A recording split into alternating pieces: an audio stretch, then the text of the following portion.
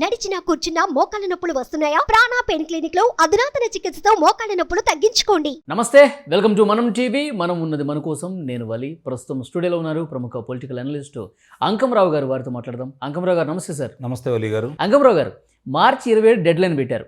100 రోజుల్లో ఈ పథకాలన్నీ కూడా అమలు చేసి తీరుతామని రేవంత్ రెడ్డి గారు చెప్పారు.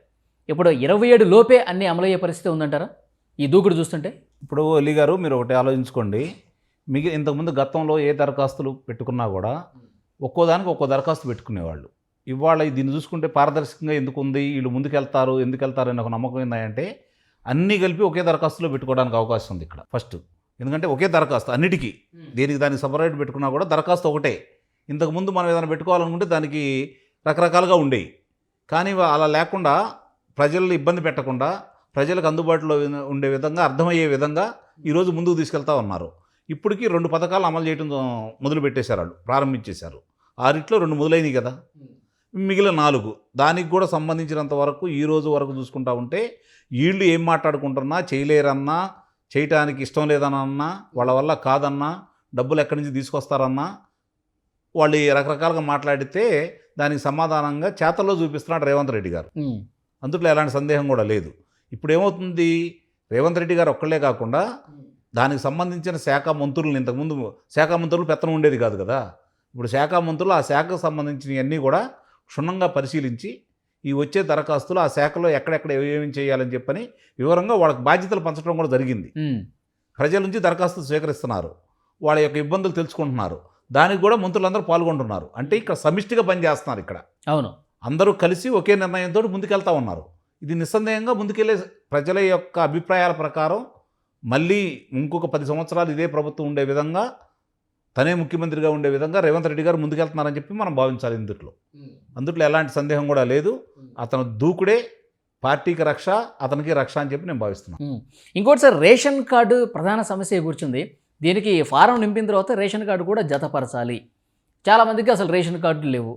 9 సంవత్సరాలుగా కొత్త రేషన్ కార్డు కోసం అప్లై చేసుకునే అవకాశమే కల్పించలేదు గత ప్రభుత్వం. ఇప్పుడు రేషన్ కార్డు ఉంటే కానీ 6 గ్యారెంటీలు అమలయ్యే పరిస్థితి లేదు. ఇప్పుడు దాంట్లో రేషన్ కార్డు పెట్టుకోవడానికి కూడా అవకాశం ఇచ్చారు. ఇప్పుడు దాంతో పాటు ఆ దరఖాస్తు కూడా లేని వాళ్ళు పెట్టుకోవడానికి అవకాశం ఇచ్చారు. ప్రయారిటీ ప్రకారం లేని వాళ్ళకి అది రాంగ్లోనే మళ్ళీ సమయం ఇస్తారు. ఇంతటితో ఆగదు కదా, నిరంతర ప్రక్రియ ఇది. ఓకే, ఇప్పుడు మీరు చెప్పింది వాస్తవమే, గతంలో రాలేదు చాలామందికి కూడా. కానీ ఇప్పుడు వీళ్ళు కూడా దానికి సంబంధించిన వరకు ఎవరు ఆర్థికంగా ఇబ్బంది ఉన్నారని చెప్పని మనస్ఫూర్తిగా వాళ్ళ గురించి పరిశోధన చేసిన తర్వాత, వీళ్ళు ఉన్నారని పరిశీలించిన తర్వాత వాళ్ళకు మాత్రం ఈ పథకాలు అందాలని ముందుకెళ్తున్నారు. అది మంచి పద్ధతే కదా. ఇప్పుడు అన్యాక్రాంతం కాకుండా, వేరే వాళ్ళ జేబులోకి వెళ్లకుండా, మధ్యలో వాళ్ళు స్థానిక నాయకత్వం పంచుకోకుండా నిజమైన లబ్ధిదారులకు అందజేసే ప్రక్రియలో భాగంగానే మనం భావించాలి దీంట్లో. ఓకే, ఇది మంచి పద్ధతి నిస్సందేహం కూడా. ఎక్కడైనా సరే ఇప్పుడు ఉద్యోగం చేసుకునే వాళ్ళకి చాలామందికి కూడా తెల్ల కార్డులు ఉన్నాయి చాలా చోట్ల. కొంతమందికి అంటే ఉద్యోగం అంటే మాది ప్రభుత్వ ఉద్యోగం కాదు కదా అని చెప్పని, లేకపోతే అక్కడ ఉన్న స్థానిక నాయకత్వం కావచ్చు, లేకపోతే అధికారులు కావచ్చు, వాళ్ళతోటి కలిసిపోయి ఇప్పుడు రేషన్ కార్డు ఉన్న వాళ్ళందరికీ పథకాలు వర్తిస్తాయా, లేకపోతే రేషన్ కార్డు ఉన్న వాళ్ళలో కూడా ఏమైనా పరిశీలన జరిపి ఎవరికి వర్తిస్తుందో లేదో నిర్ణయించాల్సిన పరిస్థితి ఉందా? ఇప్పుడు వాళ్ళు దరఖాస్తు చేసుకుంటారు కదా, 1,00,000 మంది దరఖాస్తు చేసుకుంటారు. దీంట్లో పరిశీలిస్తారు వీళ్ళు నిజంగా ఎవరెవరు ఏంటి అనేది. దాంట్లో అర్హులైన వాళ్ళందరికీ అందుతాయి. ఇప్పుడు వాళ్ళు పెట్టింది దరఖాస్తు అందరం పెట్టుకోమన్నారు, అందరికీ వస్తాయని చెప్పి వాళ్ళు చెబుతున్నా కూడా నాకు తెలిసినంత వరకు ఇప్పుడు రైతు బంధువు కూడా దాన్ని 10 ఎకరాలు దాటిన వాళ్ళకి లేవనో, 20 ఎకరాలు దాటిన వాళ్ళకి లేవనో, అలాంటి నిబంధనలు పెట్టే ఆలోచనలు ఉన్నాయని చెప్పి మనకు అర్థమైపోతూ ఉంది. అట్లానే దీంట్లో కూడా నిజంగా ఇందుట్లో దొంగ ఏంటి, వాస్తవం ఏంటి అవన్నీ పరిశీలించేసి వాస్తవంగా ఉండవాళ్ళకి, నిరుపేదలందరికీ అందించే విధంగా. అట్లాగే ఇప్పుడు 2 గదుల ఇళ్ళ పథకం ఉంది, దానికి సంబంధించి ఇంకా ఇప్పుడు కూడా అందరికీ అందుబాటులోకి రాలేదు కదా. వాళ్ళందరి పేర్లు కూడా పరిశీలన తీసుకొని ఎంతమంది ఉన్నారు, ఎంత అవసరం అవుతాయి, ఏ ప్రాంతంలో ఎంతమంది ఉన్నారు, ఓకే, దాన్ని బట్టి పరిశీలన చేసుకొని ముందుకెళ్ళాలని చెప్పని వాళ్ళ అభిప్రాయం కూడా వ్యక్తమైంది. దానికోసమే వాళ్ళు ఇన్నాళ్ళు కూడా ప్రతి శాఖ మంత్రి కూడా దాని మీద ఒక పరిశీలన చేశారు. పరిశీలన చేసిన తర్వాత ఇప్పుడు ఒక ఆలోచనకు వచ్చి దీన్ని ముందుకు తీసుకొస్తున్నారు. ఇది వాళ్ళు ఎన్నికల యొక్క హామీలేనే కాకుండా భవిష్యత్తులో ఇబ్బంది రాకుండా చూసుకునే విధంగా ముందుకెళ్తా ఉన్నారు. ఓకే, ఇప్పుడు అంకమరావు గారు 100 రోజుల్లో గ్యారెంటీలన్నీ అమలయ్యే పరిస్థితి ఉందా? ప్రస్తుతం అంటే ప్రతి గ్యారెంటీకి సంబంధించి లబ్ధిదారులు ఎవరో తెలియాలి, అర్హులు ఎవరో తెలియాలి, వాళ్ళకి మొత్తం ఇంప్లిమెంట్ చేయాలంటే సమయం పట్టే అవకాశం ఉంది కదా. 100 రోజుల్లో అమలు చేసేస్తా ఉన్నారు, వర్కౌట్ అయ్యే పరిస్థితి ఉందా? అది ఎన్నికల్లో హామీ ఇస్తూ ఉంటారు. కాబట్టి ఇప్పుడు ఇది దోగుడు చూసుకుంటా ఉంటే మళ్ళీ ఎప్పుడెప్పుడు క్వశ్చన్ చేద్దామని రెడీగా ఉంటుంది కదా ప్రతిపక్షం, డేట్ కూడా పెట్టింది కదా. చేసే వాళ్ళలో చిత్తశుద్ధి చేయాలనే తపన ఉంటే 100 రోజుల సమయం సరిపోతుంది. ఇప్పుడు ప్రతి గ్రామంలో కూడా గ్రామ పంచాయతీ కార్యాలయం ఉంది కదా, వాళ్ళ దగ్గర వివరాలన్నీ ఉన్నాయి కదా. అలాగే ఇక్కడ ఉన్నటువంటి వార్డు మెంబర్ల దగ్గర అన్ని వివరాలంటే ఉంటాయి కదా, మున్సిపాలిటీలో ఉన్నాయి కదా. ఇందుట్లో గతంలో జరిగిన అవకతవకలను గుర్తిస్తే చాలు కదా. మిగిలినన్నీ ఇంతకుముందు గతంలో ఎవరెవరికి పథకాలు వెళ్తాయని చెప్పి పరిశీలిస్తారు. ఒల్లి గారికి వచ్చిందనుకోండి, ఆయన మనంలో ఉన్నాడు, ఎందుకు ఇవ్వాలి, కొట్టేస్తారు. అంకమరావుకి వచ్చింది, ఆడెళ్ళి రోజు టీవీలో మాట్లాడుతున్నాడు, వీడికి ఇవ్వాల్సిన అవసరం లేదు, కొట్టేస్తారు.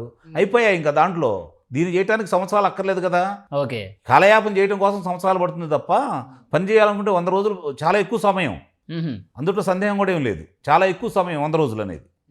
దానికి వాళ్ళు చిత్తశుద్ధిగా ముందుకెళ్తే మాత్రం 100 రోజుల్లోనే ఈ పథకాలన్నీ కూడా ఎక్కడ ఆగకుండా ముందుకు తీసుకెళ్తానే ఉంటారు, సందేహం ఏం లేదు దాంట్లో. ఇప్పుడు పార్లమెంట్ ఎలక్షన్స్ కూడా ఉన్నాయి కాబట్టి మ్యాక్సిమం అమలు చేసే దానికే ప్రయత్నం చేస్తారేమో, ఎందుకంటే ఈ ప్రభావం ఎలాగూ లోక్సభ ఎన్నికల్లో పడుతుంది. ఇప్పుడు వీళ్ళు పనిచేసే దాన్ని బట్టి ప్రజలు ఆలోచిస్తూ ఉంటారు. హామీల వరకే పరిమితమా, ఎన్నికల కోసం ఈ హామీలు ఇచ్చారా, నిజంగా వీళ్ళు పనిమంతులా కాదనేది వీళ్ళ నడవడికను బట్టి ప్రజలకు అర్థమైపోతూ ఉంటుంది కదా. ప్రస్తుతానికి రేవంత్ రెడ్డి గారి దూకుడు చూస్తూ ఉంటే ఆయన ఇచ్చిన హామీలు ఏది కూడా ఒకటి కూడా వదిలిపెట్టకుండా ముందుకు తీసుకెళ్లే ప్రయత్నం ఉన్నాడు. దాంట్లో పారదర్శకంగా, ఇది ఒకటి గుర్తుపెట్టుకోవాలి మీరు, దాంట్లో పారదర్శకంగా నిజమైన లబ్ధిదారులకి అందాలి అనే ప్రక్రియలోనే ఆయన ముందుకెళ్తాడు. ఇప్పుడు గతంలో విద్యుత్తులో జరిగినటువంటి ఒప్పందాలకు సంబంధించి లోటుపాట్లు ఉన్నాయని గుర్తించారు. ఎందుకు ఉన్నాయి అనేది ప్రజలందరికీ తెలుసు. అది వాళ్ళందరూ గుర్తించి బయటకు తీసుకొస్తా ఉన్నారు. స్కామ్స్ గురించి మీరు మాట్లాడుతున్నారు, విద్యుత్లో స్కామ్ ఉంది జరిగింది, తర్వాత పౌర సరఫరాలో, అలాగే చాలా అప్పుల రుణభారం పెరిగిపోతున్న ఒక పక్క కనిపిస్తోంది. మరో పక్క చేతులు మారి తమ ఖాతాల్లో వేసుకున్నారన్న ఒక విమర్శ కూడా చేస్తుంది. అదేనండి నేను చెప్పబోతుంది. ఇప్పుడు ఏంటంటే మీ దగ్గర విద్యుత్ ఉంది, మీరు ప్రభుత్వం మీద మంచి అభిప్రాయంతో 4 రూపాయలకి యూనిట్కి ఇద్దామని మీరు అనుకున్నారు. కానీ మీ దగ్గర 4 రూపాయలు కొన్నాను అనుకోండి, ప్రజలందరికీ తెలిసిపోయిద్ది. నేను వెళ్ళి ఇంకోటి దగ్గర కొన్నాను అనుకోండి, 10 రూపాయలు కొన్నానని చెబుతాను నేను. వాళ్ళకి ఇచ్చింది 4 ఇచ్చారా, 5 ఇచ్చారా, 6 ఇచ్చారా, 7 ఇచ్చారా అని తర్వాత విషయం. వాళ్ళు ఏదో మాట్లాడుకుంటారు, తెలియదు కదా. ఇది ఎక్కువ ఎందుకు కొంటున్నారు, తక్కువ ఇచ్చే వాళ్ళ దగ్గర వద్దని. ఓకే, మిగులు విద్యుత్ ఉన్న ఆంధ్ర రాష్ట్రం వాళ్ళు, చంద్రబాబు నాయుడు గారు మా దగ్గర మిగులు విద్యుత్ ఉంది కొనుక్కోమన్నారు కదా. అప్పుడు మరి ఇక్కడ కొనలేదు కదా, పక్క రాష్ట్రాలకు వెళ్ళి కొన్నారు కదా. ఎందుకు కొన్నారు అంటే పక్కన ఉన్న ఆంధ్ర రాష్ట్రానికి లబ్ధి చేకూరకూడదైనా, లేకపోతే మీరు చేసేవి వాళ్ళకి తెలుస్తాయనా? ఇలాంటివన్నీ సరి చేసుకుంటే చాలు కదా. చంద్రబాబు నాయుడు గారి దగ్గరైతే కమిషన్లు వర్కౌట్ కావనా? అవన్నీ సరి చేసుకుంటే పథకాలకి పంచడానికి డబ్బులు వచ్చినట్టే కదా. ఓకే, ఆ ఎక్కువ తక్కువ తారతమ్యాలను తొలగించేసి లబ్ధిదారులందరికీ నిజంగా మేలు చేయాలి అంటే ఆ విధంగా ముందుకెళ్ళారనుకోండి, అవకాశం ఉంది. చెయ్యాలని చిత్తశుద్ధి ఇప్పటికైతే చిత్తశుద్ధి కనిపిస్తుంది. ఎందుకంటే దరఖాస్తులు కూడా ఎవరైతే లబ్ధిదారులు తాము ఈ పథకాలకు అర్హులు అని భావిస్తారో వాళ్ళందరూ కూడా ఫిల్ చేసి పంపిస్తున్నటువంటి పరిస్థితి మనం చూస్తున్నాం. చూద్దాం భవిష్యత్తులో ఏ విధంగా ఉంటుంది. 100 రోజులు ఎంతవరకు ఇవన్నీ వర్కౌట్ అవుతాయి, మళ్ళీ మాట్లాడుకుందాం sir. Thank you very much.